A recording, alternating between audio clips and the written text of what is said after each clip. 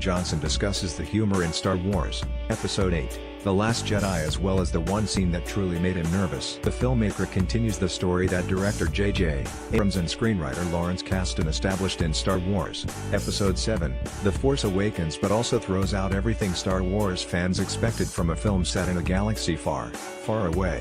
The result is something extraordinary for a franchise as long-running as Star Wars, but certainly causes a divide between critics and audiences. The Last Jedi is tied with The Force Awakens for being the second highest rated installments in the saga on Rotten Tomatoes, right below Irvin Kershner's 1980 film, Star Wars, Episode 5, The Empire Strikes Back. However, the sequel's audience score tells a different story. On Friday, The Last Jedi's audience score was the lowest of the entire series, sitting at 56%. But that number has since gone up to 57%, thus tying with George Lucas' Star Wars, Episode 2, Attack of the Clones. Regardless, though, it's apparent not everyone is satisfied with Johnson's film, and chief among the film's criticisms has been its slapstick humor. Rian Johnson discussed his reasons for adding the now criticized humor into Star Wars, The Last Jedi in an interview with Vanity Fair, saying that he was trying to evoke the humor from the original trilogy.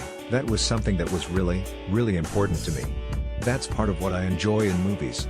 It's part of what I enjoy in Star Wars. I think about Han and Leia and Luke wisecracking their way through the Death Star. The movies always had that sense of humor.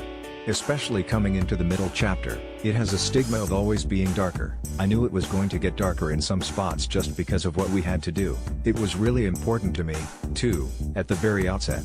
Make a bold statement of, we're going to have fun here also, relax, you can laugh with it also, this isn't just going to be a dirge. Johnson also mentions being nervous about audiences' reactions to the joke in the film's opening sequence and using that as a means to tell moviegoers that his film will be fun, not just dark and gloomy. That was the one thing I was most nervous about, the premiere, because we never tested these movies. This was the first time I've watched it with a crowd bigger than 10 or 15 people. The one thing that you can never know until you put it in front of a big crowd of strangers is if the jokes play or not. So I was very relieved when we got the laughs. Oh, that very first scene.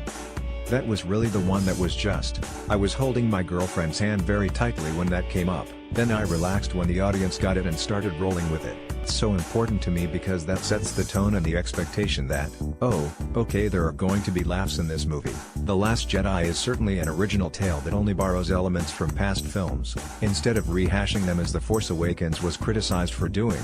But it's not without flaws. A common complaint among those who disliked Lucasfilm's latest Star Wars outing was the sophomoric humor and starting the film off with an atypical joke for the overarching saga, while Johnson has his reasons for adding in that type of humor throughout The Last Jedi, providing levity arguably where they didn't need to be any.